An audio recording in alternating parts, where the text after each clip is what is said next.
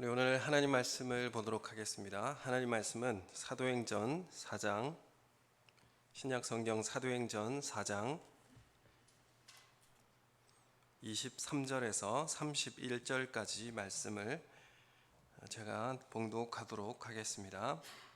사도행전 4장 23절에서 31절까지 말씀을 제가 봉독하도록 하겠습니다.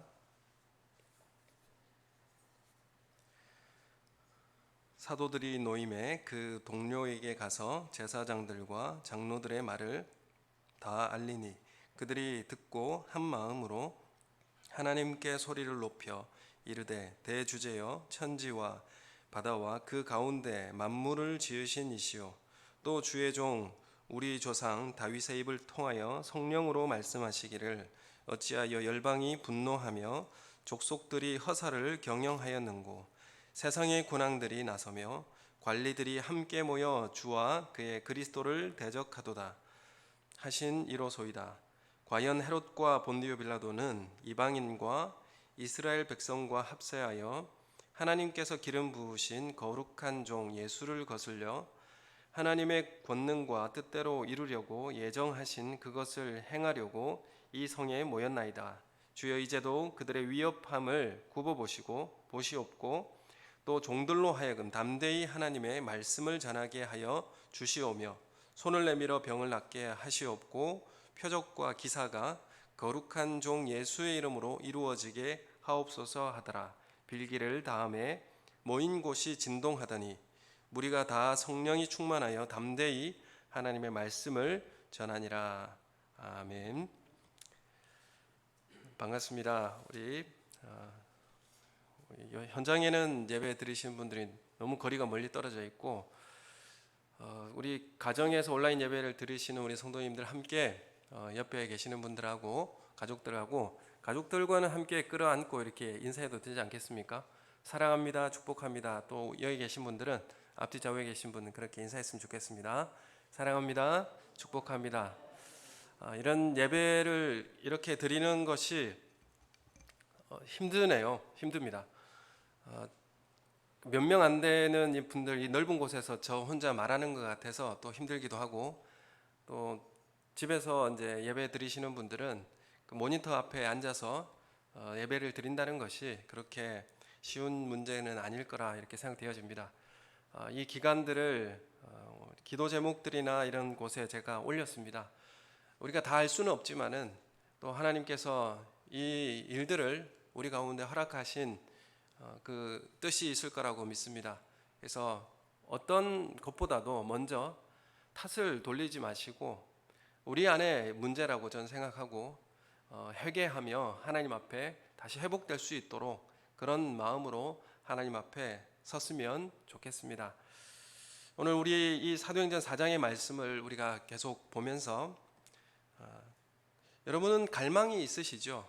여러분은 이제 욕망이라고 하는 것이 있습니다. 바라는 것들이 있는 것이죠. 그래서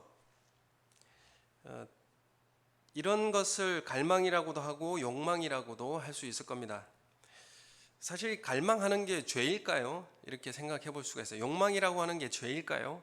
이렇게 생각해 볼 수 있는데 그렇다면 에덴 동산에서 태초에 아담과 하와는 이 갈망이라고 하는 것, 욕망이라고 하는 것이 있었을까? 죄 짓기 전에요. 있었을까?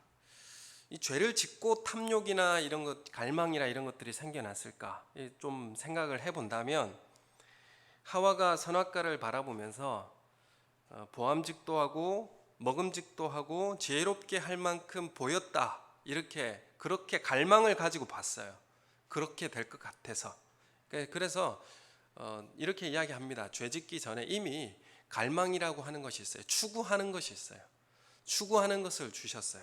그래서 갈망하는 것, 소망하는 것, 욕망하는 것 이런 것은 나쁜 것이 아닙니다. 그런데 죄가 무엇이냐 하면 그 다음에 어떤 모습으로 변했냐면 이 갈망하고 소망하는 것이 나를 위한 욕망으로 바뀐 거예요. 나 자신을 위한 욕망과 나 자신의 최우선 순위에 있는 나를 위한 갈망으로 욕망과 탐욕으로 바뀐 것이죠.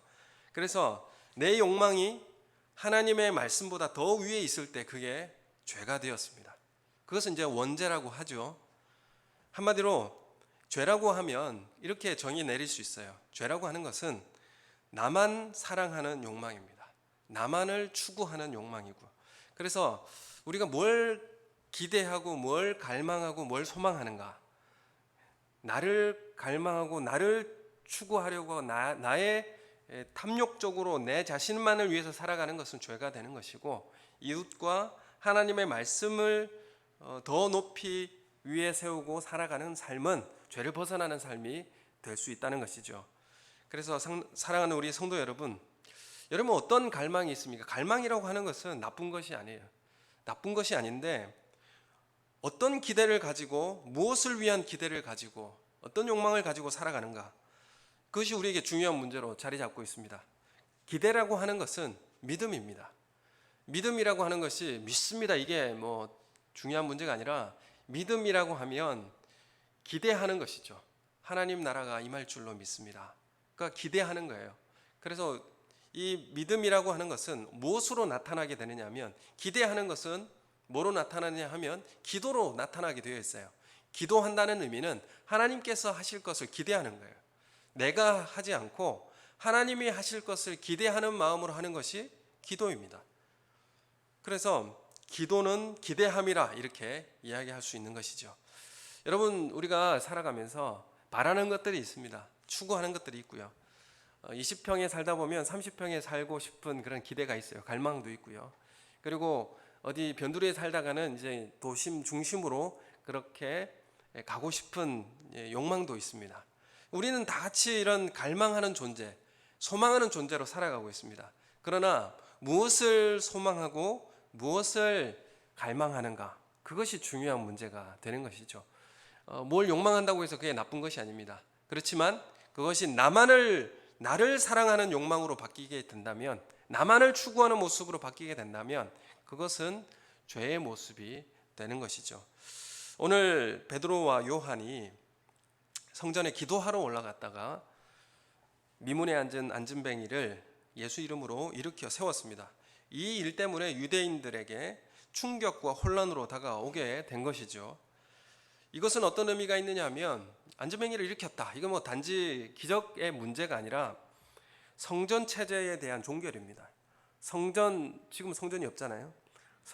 이 건물로서의 성전 체제는 종결을 고하고 예수 그리스도를 통한 하나님 나라가 시작되었다라고 하는 이사야서의 예언이 이제 이 표적을 통하여서 일어나게 되었고, 이제 하나님 나라가 도래했다라는 것을 이사야서에 예언하였던 그 말씀이 이제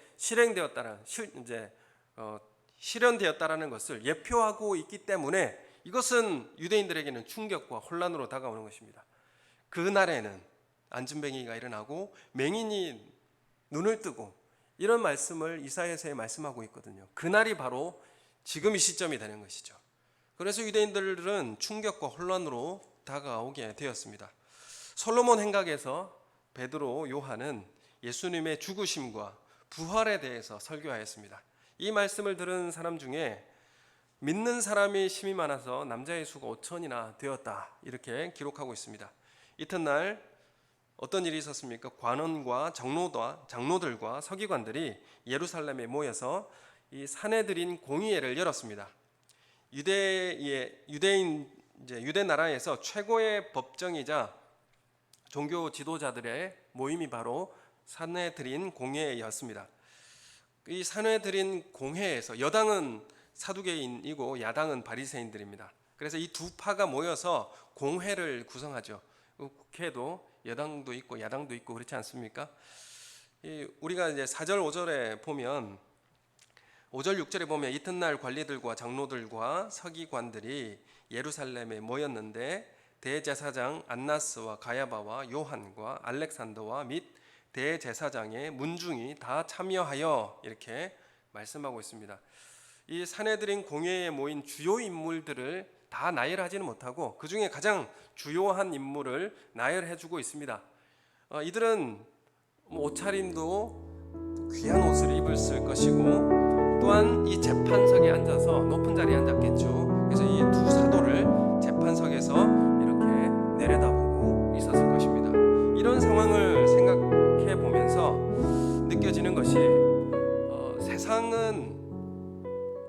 예수님을 핍박하고 그리고 순교의 피를 흘리게 하는 사람들이 그런 순교를 일으키고 핍박하는 사람들이 여전히 아무 문제 없이 잘 살 수 있다라고 하는 것을 우리가 보게 되죠. 오히려 예수 잘 믿어보려고 하는 사람들에게 더한 고난과 역경을 당할 수 있다라는 것을 확인해야 합니다. 사실 안나스 이 대제사장 가문들은 예수님을 십자가에 넘긴 주범들이죠. 그들이 여전히 잘 살고 있어요. 예수님이 부활하셨지만은 잘 살고 있습니다. 여전히 권세를 가지고 그 제자인 베드로와 요한을 핍박하고 있는 것이죠. 우리는 이 세상은 예수님이 십자가에 못 박혀 돌아가신 곳이고, 이 세상은 안네스와 가야바라고 하는 이 대제사장, 그들이 건재할 수 있는 곳입니다. 이런 의미에서 예수 믿으면 우리가 고난도 사라지고 핍박도 안 받고 학교 성적도 잘 받고 세상 사람들에게 존경받는 사람이 된다고 한다, 그렇게 생각한다는 것은 성경과 다른 생각이 되는 것이죠. 예수 믿는 사람은 세상이 싫어합니다. 이유가 없어요. 싫어합니다. 요즘 더 많이 경험하고 있지 않습니까? 탓을 이제 교회에 많이 돌리는 경향이 있지만 물론 교회가 잘못한 부분이 많다고 저 생각합니다. 다 그렇다는 건 아닌데, 그런데 그걸 또 교회의 탓을 돌리는 경우도 많이 있는 것으로 저도 확인을 하고 있습니다. 하나님의 자녀들은 세상에서 핍박받는 것이 정상입니다. 하나님의 뜻에 따라서 잘 되는 복을 받을 수도 있지만 안 되는 것도, 못 받는 것도 정상이에요. 여러분, 이것을 정상으로 생각하고 계셔야 합니다. 이 제사장 가문의 사람들과 사두개인들이 이 베드로와 요한을 잡아다가 가두었습니다. 그리고 그들에게 예수 이름으로 가르치지도 말고 말하지도 말라고 위협하고 그들을 두렵게 했습니다. 처벌할 방법을 찾지 못하자 위협하고 놓아주게 되었습니다. 그러자 이 베드로와 요한은 어디로 갔습니까? 그 동료들에게 갔습니다. 그리고 제사장들과 장로들이 우리에게 어떻게 위협했고 예수 이름으로 한 일에 대해서 어떻게 우리를 위협했는지 자세히 알려주었습니다. 아마도 곧 핍박이 있을 것 같다, 이런 이야기겠죠. 곧 우리를 해하게 하려 할 것 같다, 이런 위협을 느끼지 않겠습니까? 그래서 그들의 생각이 어떤 생각을 가지고 있었겠습니까? 우리 예루살렘을 떠나자, 아니면 도망치자, 이런 이제 회의를 할 수 있겠죠. 그래서 예수 이름으로 가르치거나 말하게 되면 또다시 감금되거나 이제는 더 큰 화를 입을지 모르는 그런 처지가 되었다라는 것입니다. 미래에 안전이 불투명한 상황에서 사도들과 그와 함께한 신앙의 동료들이 하는 일이 무엇이었습니까? 그들이 처음 이 위협을 받고 이젠 더 큰 화를 입을지 모르는 그런 처지에서 대책 회의를 하지 않았어요. 그들이 어떻게 해야 될지, 이제 더 많은 지역으로 흩어지자, 아니면 그런 논리적 사고를 가지고 어떻게 이 일을 대처해야 될지를 시위를 할까? 데모를 할까? 이런 이제 의논을 하지 않고 그들이 한 것은 한 마음으로 소리를 높여서 기도하는 것이었습니다. 우리 24절 말씀을 우리 함께 읽어볼까요? 24절 말씀 우리 함께 한 목소리로 읽어보겠습니다. 시작. 그들이 듣고 한 마음으로 하나님께 소리를 높여 이르되 대주제여 천지와 바다와 그 가운데 만물을 지은 이시오.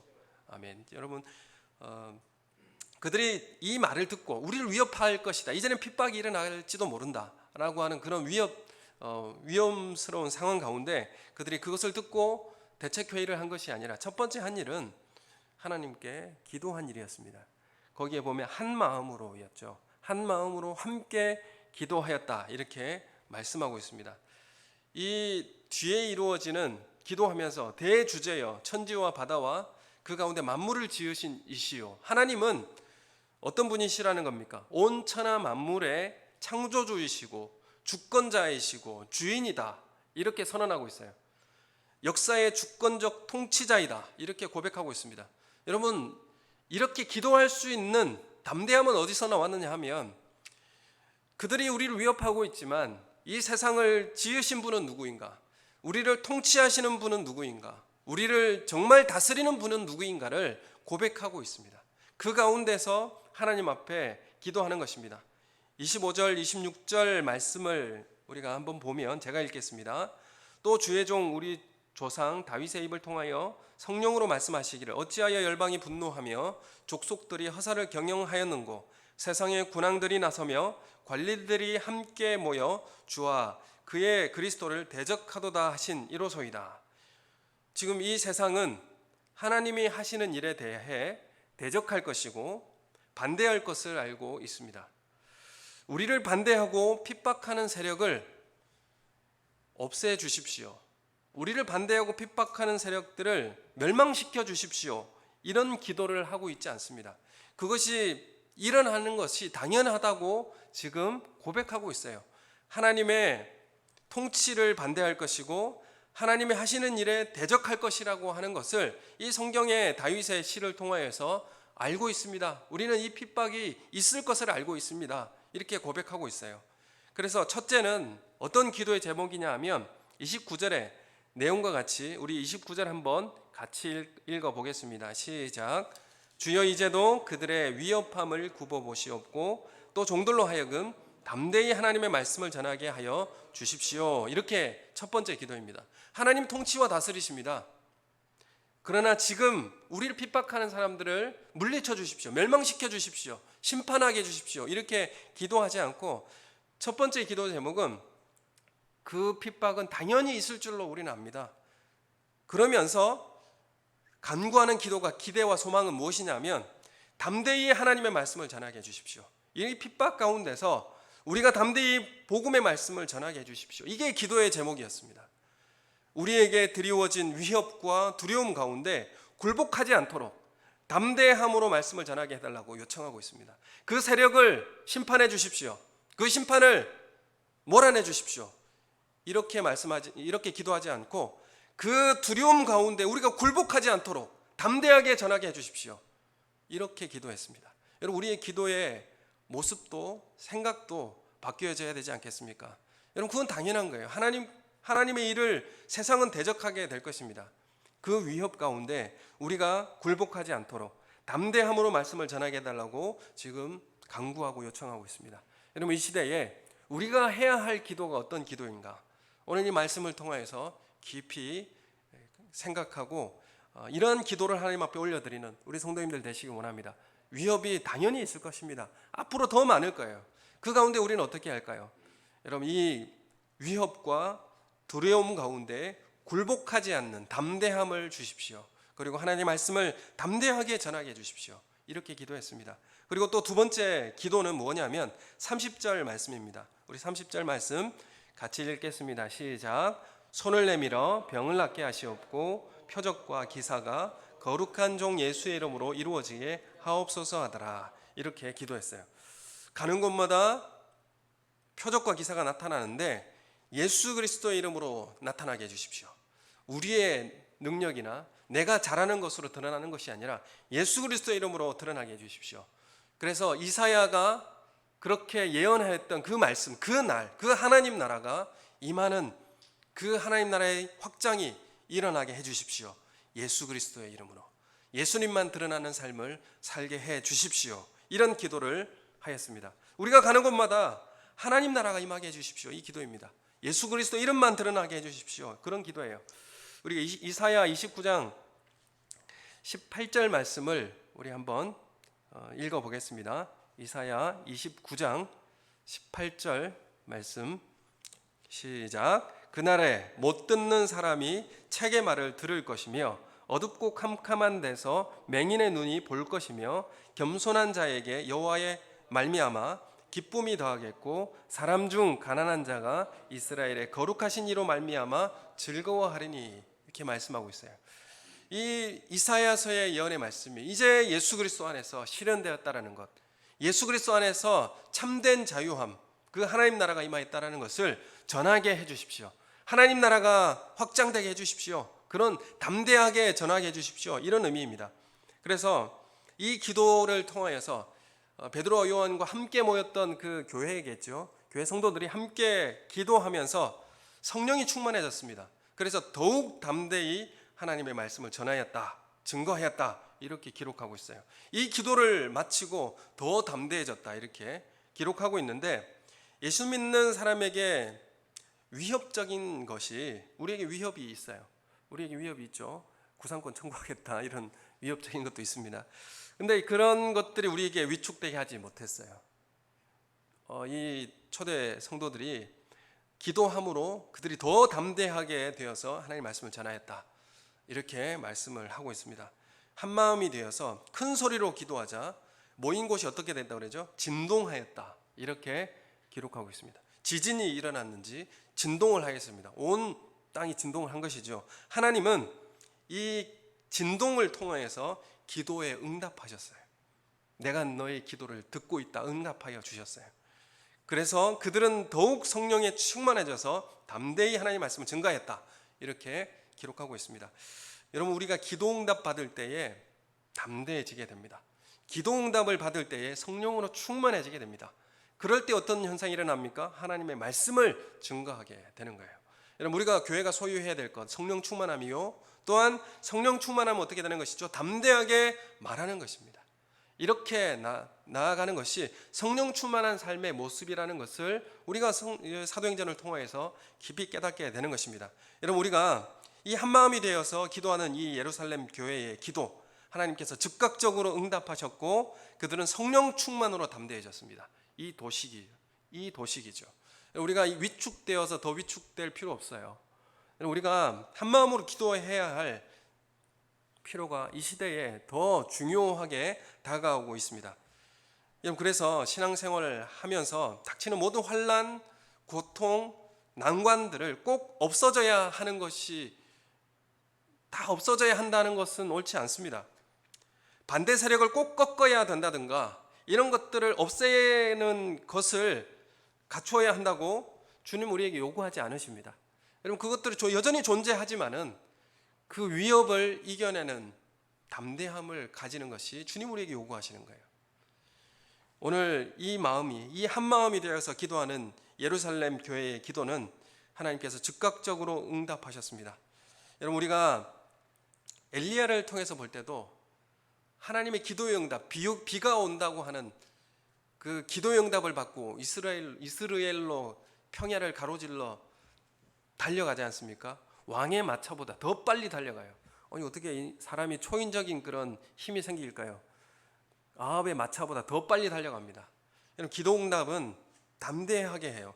그리고 그 기도 응답의 빗줄기를 내달리게 되는 열정이 생기게 되는 것이죠. 여러분, 그래서 우리에게 중요한 문제는 기도의 자리인데 어떤 기도로 우리가 하나님 앞에 나아가야 할 것인가, 그것이 우리에게 더 중요한 문제로 다가오고 있습니다. 여러분, 우리가 이러한 기도가 함께 기도할 수 있는 시간이 지금 줄어들고 있고 또 기도하는 사람들도 더 많이 줄어들고 있습니다. 여러분, 우리가 바쁘게 살아가는 일상 가운데서 여러분 이런 생각을 전에도 한번 제가 말씀드렸지만, 너무 바쁘게 살다 보니까 내가 기도를 너무 못했다. 그래서 휴일이 되면 내가 이 기도를 못하는 것을 좀 채우기 위해서 주예전에 나와서 기도를 좀 해야 되겠다, 이렇게 생각하시고 휴일에 교회 나오신 분이 있는가? 내가 기도가 부족하는 것을 내가 깨닫고 그것을 채우기 위해서 나온 적이 있는가? 우리가 이런 것을 한번 고민해 볼 필요가 있습니다. 정말 기도가 소중한데 기도의 자리에 한번 나올 수 있는 그런 은혜가 우리 가운데 있기를 예수님의 이름으로 축원합니다. 성경은 이 초대교회를 통해서 앞으로 가면 갈수록 환난이 더 심해질 것이라고 말씀하고 있습니다. 지금은 협박받고 놓였지만 그 다음에는 채찍을 맞고 놓이게 되고 그 다음엔 감옥에 갇히고 그리고 순교의 역사가 일어날 것입니다. 이것이 이제 사도행전에 나오는 교회의 핍박의 시작이었습니다. 그러고 나서 교회가 흩어졌죠. 그러나 이 일들에 대해서 초대교회 성도들은 불평이 없어요. 원망도 없습니다.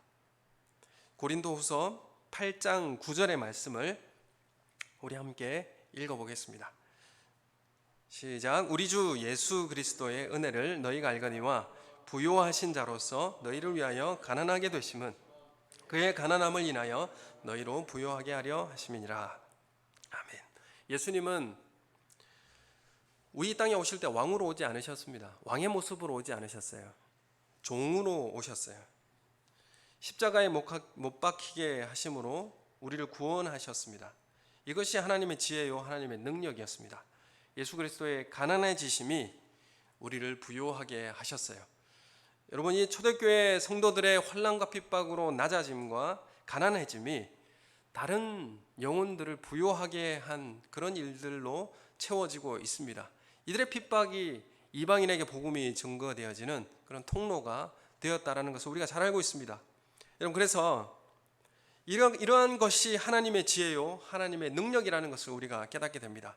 예수 그리스도의 가난해지심이 우리를 부요케 한 것 같이 하나님은 지금도 모든 사람을 부요하게 하기 위하여 먼저 부름받은 우리의 가난을 요구하고 계시는 것입니다.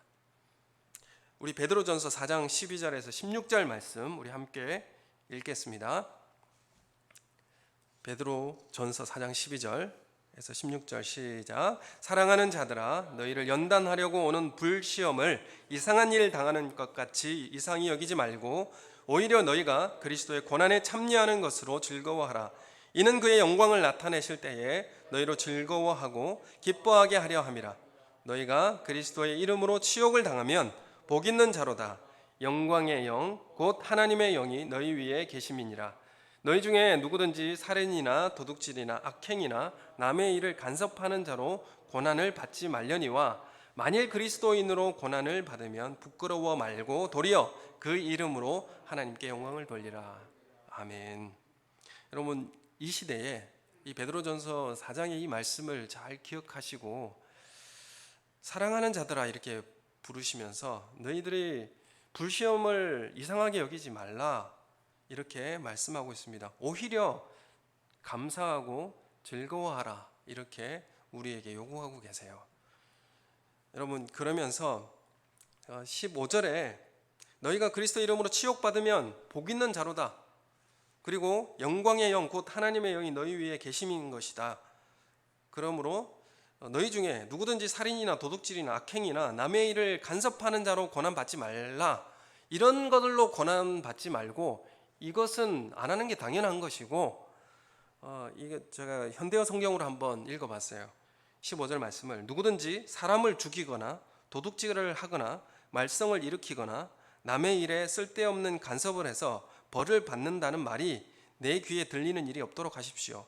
이런 고난 받지 말라는 것이죠. 이거는 고난이 아니라 이렇게 말하고 있습니다. 그래서 그리스도인으로 인한 고난, 내가 그리스도인이기 때문에 하나님 나라의 복음을 증거하는 것 때문에 고난을 받으면 부끄러워하지 말고 도리어 이 이름으로 그 이름으로 하나님께 영광을 돌려라 이렇게 말씀을 하고 있습니다.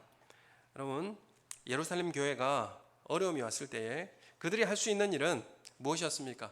대책 회의도 아니었고 또 다른 어떤 방법을 강구하는 것이 아니었습니다. 그들이 하는 일은 한 마음으로 기도하는 것이었습니다. 그들의 기도 내용은 우리를 고통받게 하는 저 권세자들을 싹 없애주십시오. 환경을 바꿔주십시오. 이 기도가 아니었어요. 너무 힘드니까 환경을 좀 바꿔주십시오. 그런 기도가 아니었습니다. 그것을 당연히 여기고 위협의 상황은 하나님의 뜻하는 것이었습니다. 그것을 당연히 여기고 불평하지 않겠습니다. 우리의 기도 제목은 더욱 담대히 그 위협에 굴복하지 않고 담대히 복음을 전하게 해 주십시오. 이것이 기도의 제목이었습니다. 여러분, 우리가 가는 곳마다 하나님 나라가 확장되어지고 예수 이름의 깃발이 세워져서 흑암 권세가 떠나는 역사가 있기를 예수님의 이름으로 소원합니다. 여러분, 이것이 우리의 기도 제목이어야 합니다. 세상이 살아 돌아오는 역사를 경험하게 해 주십시오. 이것이 우리의 기도 제목이어야 합니다. 우리의 낮아짐으로 인하여서 다른 사람이 이방 사람들이 부욕해 되어지는 역사가 있기를 원합니다. 여러분, 이것이 우리의 기도 제목이어야 합니다. 우리가 핍박받고 고난받는 것으로 인하여서 다른 사람이 부욕하게 된다면 우리도 예수님이 가셨던 그 길을 우리도 종의 모습으로 가게 해 주십시오. 그것이 바로 우리의 영광이다 이렇게 말씀하고 있는 것입니다. 우리가 한 가지 더 생각해 볼 것이 있는데, 이 안나스, 가야바, 이 대제사장들, 이들은 로마 제국의 꼭두각시 같은 그런 역할을 했습니다. 그래서 이스라엘이라고 하는 나라는 종교국가죠. 종교국가이기 때문에 종교 지도자가 정치나 종교에 있어서 실권을 가지고 있었습니다. 힘을 가지고 있었던 사람이죠. 그래서 안나스는 사실 오랫동안 대제사장직을 했던 사람이에요. 예수님이 10살 때쯤 무렵부터 대제사장으로 시작해서 9년 동안 유대를 통치했고, 그가 물러난 뒤에도 그 아들을 대제사장으로 시키게 하고 그 손자까지 맡겼어요. 그래서 그 사람들을 맡기게 되면 막후 뒤에서 자신이 조정할 수 있게 되는 것이죠. 그래서 예수님이 처음 붙잡혀서 끌려간 곳도 이 안나스였습니다. 그 당시에 물러난 대제사장이었지만은 실권을 가진 사람에게 끌려가게 되었죠. 실제로 실력을 행사하는 사람이 바로 안나스였습니다. 그곳에서 밤새도록 시달린 다음에 현직 대제사장인 가야바에게로 끌려가신 것입니다. 여러분, 베드로와 요한은 똑같이 예수님이 끌려간 이 공회에 끌려간 것이죠. 놀라운 것은 이 베드로와 요한이 예수님을 죽인 자들이 여전히 건재하다는 것입니다. 사실 심판받아서 멸망당한다면 속이 좀 후련하겠는데, 예수님을 십자가에 잔혹하게 죽인 그 원흉들이 부활 승천하신 예수님이 온 세상의 주가 되신 이 때에도 여전히 세도를 부리고 호의호식하고 있는 것을 보게 됩니다. 게다가 예수님의 제자인 사도들까지 세워놓고 재판하고 가두고 위협하는 그런 모습을 바라보게 되는 것이죠. 어떻게 이런 상황이 가능하냐는 것입니다. 부활하신 주님이 승리하셨고 하나님 나라가 이미 이 땅에 임하였는데 어떻게 저렇게 건재할 수 있는가 하는 궁금증이 우리 가운데 있는 것입니다. 저렇게 죄를 지어도 예수님을 그렇게 죽인 사람들이 이렇게 잘 살고 호의호식하고 잘 살고 있을 수 있는가? 거기에 우리의 궁금증이 생기는 것입니다. 예수님이 온 우주의 주가 되시고 왕이 되셨는데 현실은 아직 그렇지 않는 것에 대해서 우리는 의아해할 수 있습니다. 아니, 하나님께서 온 땅의 주인이시고 창조주이시고 온 땅에 예수님의 주가 되셨는데 왜 이 세상은 아직 이 모양인가? 현실은 왜 이 모양인가? 이런 생각을 할 때가 있습니다. 여러분, 우리의 신앙의 딜레마도 바로 여기에 있습니다. 불공평하다는 생각이 들어오면 우리가 신앙생활을 잘 해오다가도 여기에 넘어지게 됩니다.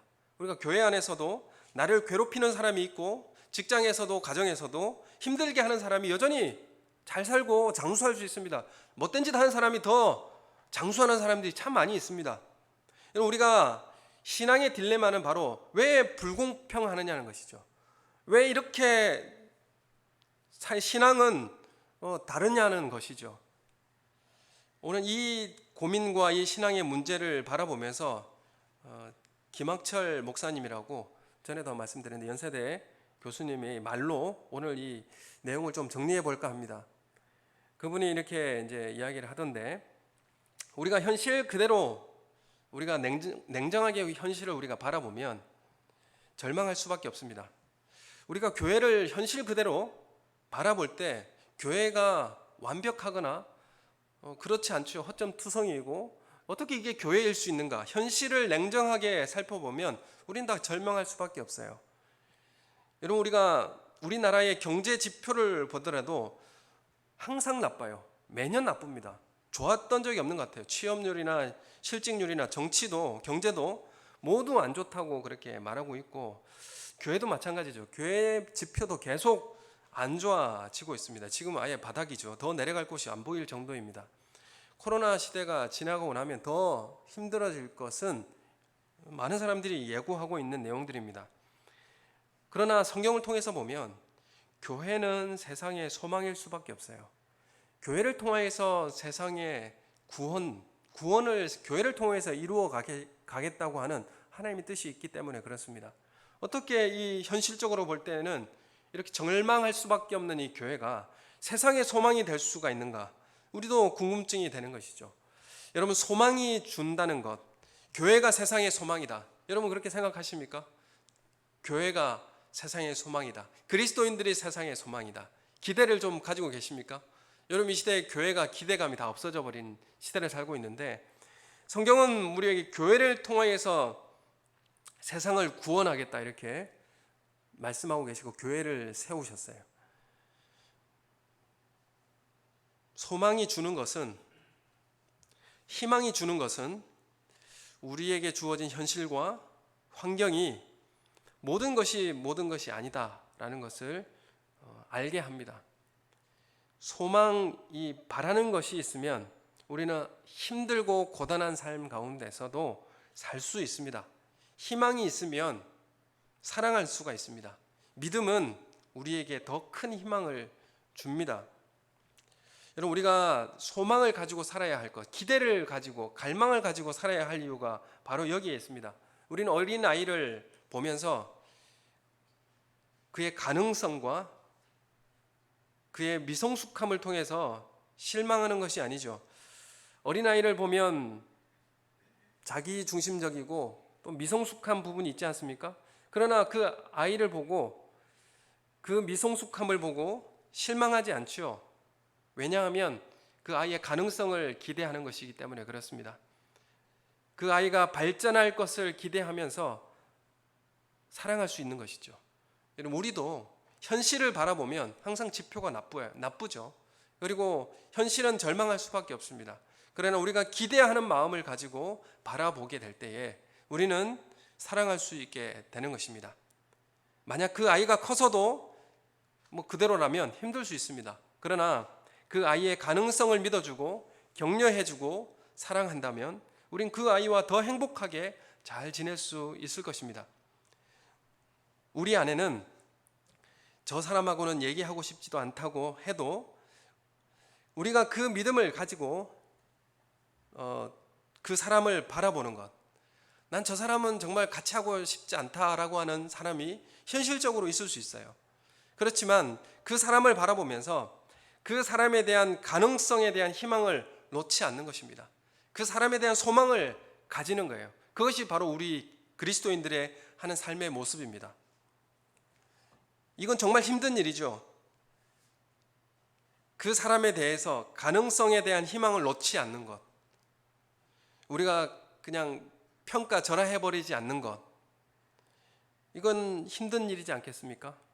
해봐서 알지요. 사람은 이런 이야기도 있더라고요. 사람은 고쳐서 쓰는 게 아니라고 하는데, 여러분, 우리는 세상과 다릅니다. 우리 그리스도인들은 다르게 살아야 하는 것이죠. 이것은 우리가 하는 일입니다. 믿음을 가진 우리가 해야 하는 일입니다. 이것이 세상을 살만한 곳으로 만들어 놓게 합니다. 교회를 행복한 교회로 만들어 놓는 것은 그냥 저 사람은 안 돼 그러고 잘라내는 것이 아니라 그 사람에게 기대하는 마음을 가지는 겁니다. 그리고 그 사람에게 대해서 소망을 갈망하는 마음을 갖는 겁니다. 그것이 우리를 행복하게 만들고 우리 교회를 행복하게 만드는 것입니다. 우리가 이런 기대를 하지 않으면 어떤 모습으로 나타나게 되느냐 하면, 우리가 이런 서로에 대한 기대를 하지 못하면 어떤 모습으로 나타나느냐 하면 민주주의와 같은 모습이 아니라 독재의 형태가 나타나게 되어 있습니다. 독재가 정당화되는 이유가 뭐겠습니까? 이 사람들은 가능성이 없어. 이 사람들은 기대할 수가 없어. 수준 이하야. 그래서 지배하고 제압해야 돼. 그렇기 때문에 누가 나타납니까? 독재자가 나타나는 거죠. 여러분, 민주주의라는 기본 정신은 기독교에서 나왔습니다. 민주주의의 가치가 뭡니까? 그 한 사람 한 사람의 존엄을 믿어주고, 그 한 사람 한 사람의 가능성을 믿어주고, 그 한 사람 한 사람이 평등하다고 믿어주고, 그래서 한 사람 한 사람이 권리를 가지고 권리를 가지고 행사할 수 있다고 믿어주는, 거기에서 다 한 표씩이잖아요. 저도 한 표고 여러분도 한 표고 다 한 표씩 인간에 대한 희망을 갖게 하는 것이 바로 민주주의입니다. 이렇게 바라보는 시선이 나를 아름답게 하고 또한 서로의 관계를 아름답게 만들어가는 길입니다. 이것을 우리가 선택해야 되는 일이죠. 여러분, 그래서 우리의 서로에 대한 현실을 바라볼 때는 절망하게 되겠지만 우리는 그 사람에 대한 소망을 가지고 바라봐야 합니다. 그래야 서로의 관계가 아름답게 되어지고 또 우리도 아름답게 되어지는 것입니다. 우리는 이것을 선택하셔야 합니다. 여러분, 어떤 소망으로 우리 이웃을 바라보고 계십니까? 여러분, 어떤 기대감으로 하나님을 바라보고 계십니까? 여러분, 믿음이라고 하는 것은 소망이라고 말씀드렸습니다. 우리가 기대감을 잃어버린다면 그것은 바로 그 자리가 어떤 면으로 지옥이 될 것입니다. 오늘 김준곤 목사님이라고 하는 분이 돌아가신 분인데, 대학생 선교단체 CCC 총재를 오랫동안 지내시고 많은 청년들을 주님 앞에 이끌었던 그런 목사님입니다. 그 목사님이 가졌던 꿈이 있었고 기대가 있었어요. 그걸 한번 제가 전에도 한번 말씀드린 것 같은데 함께 보도록 하겠습니다. 제가 읽어드리겠습니다. 어머니처럼 하나밖에 없는 내 조국, 어디를 찔러도 내 몸같이 아픈 조국, 이 민족 마음마다, 가정마다, 교회마다, 사회의 구석구석, 금수강산, 자연 환경에도 하나님 나라가 임하게 하시고 뜻이 하늘에서처럼 이 땅에서 이루어지게 하옵소서. 이 땅에 태어나는 어린이마다 어머니의 신앙의 탯줄, 기도의 젖줄, 말씀의 핏줄에서 자라게 하시고 집집마다 이 집의 주인은 예수님이라고 고백하게 하시고 기업주들은 이 회사의 사장은 예수님이고 나는 관리인이라고 고백하는 민족, 두메마을 우물가의 여인들의 입에서도 공장의 직공들, 바다의 선원들의 입에서도 찬송이 터져나게 하시고 각급 학교 교실에서 성경이 필수 과목처럼 배워지고 국회나 가기가 모일 때에도 주의 뜻이 먼저 무너지게 하시고 국제시장에서 한국제 물건들은 한국인의 신앙과 양심이 의뢰의 보증수표처럼 믿어지는 민족, 여호와를 자기 하나님으로 삼고 예수 그리스도를 주로 삼으며 신구약 성경을 신앙과 행위의 표준으로 삼는 민족, 민족의식과 예수의식이 하나 된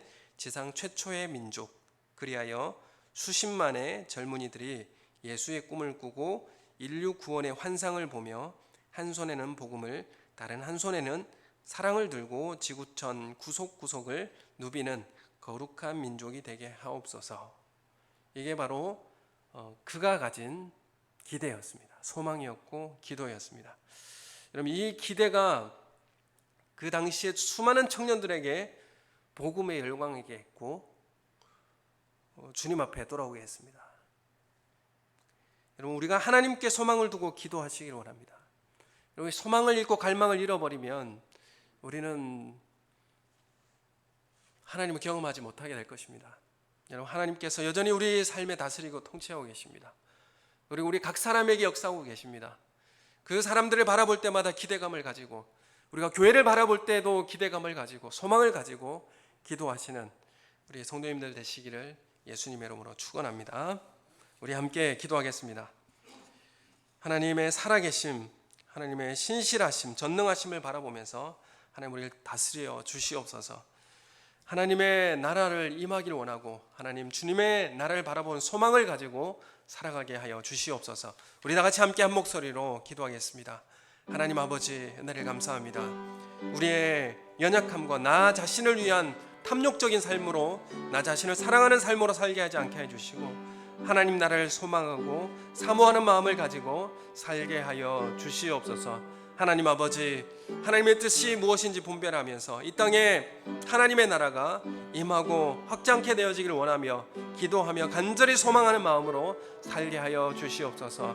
하나님 아버지, 주님을 의지하고 주님의 통치하심을 우리가 바라보며 우리도 그 하나님 나라를 같이 소망하며 주님과 함께 낮아지고 그리하여서 많은 영혼들이 부욕해 되어지는 그러한 삶을 살아내는 우리 삶이 되게 하여 주시옵소서. 우리 이 시대에 찾아오는 위협과 두려움과 고통을 예수 그리스도 안에서 회복하게 하여 주시고 교회가 이 민족과 또한 이 열방의 소망이 되어지는 그런 교회로서 정결케 되어지는 역사가 이 시대를 통해서 이루어지게 하여 주시옵소서. 하나님, 우리가 담대하게 하나님의 말씀을 증거하고 이 위협과 두려움 가운데 우리가 위축되지 아니하고 예수 그리스도의 부활의 증인으로서 살아가는 데 부족함이 없도록 인도하여 주시옵소서. 감사함을 드리옵고 예수님 이름으로 기도드립니다. 아멘.